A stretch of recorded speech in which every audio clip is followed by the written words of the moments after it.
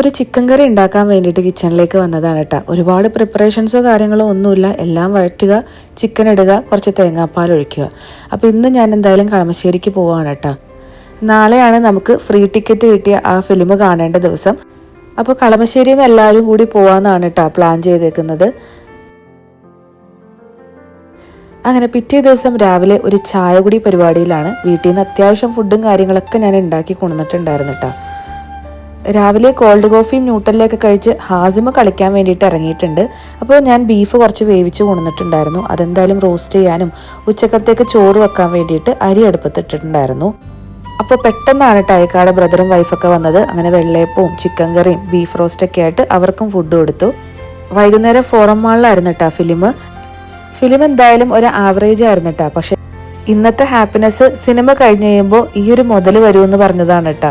അപ്പോൾ മൂപ്പരെ കാണാൻ വേണ്ടിയിട്ടായിരുന്നു ഞങ്ങൾ എക്സൈറ്റഡ് ആയിട്ട് വെയിറ്റ് ചെയ്തിട്ടുണ്ടായിരുന്നത്. അങ്ങനെ ഫിലിമിൻ്റെ ലാസ്റ്റ് എല്ലാ തിയേറ്ററിലും ആളെത്തി. കുറേ നേരം സംസാരിച്ചൊക്കെ നിന്ന് കുറേ വീഡിയോസൊക്കെ എടുക്കാൻ വേണ്ടിയിട്ട് പറ്റിയിട്ടുണ്ടായിരുന്നു.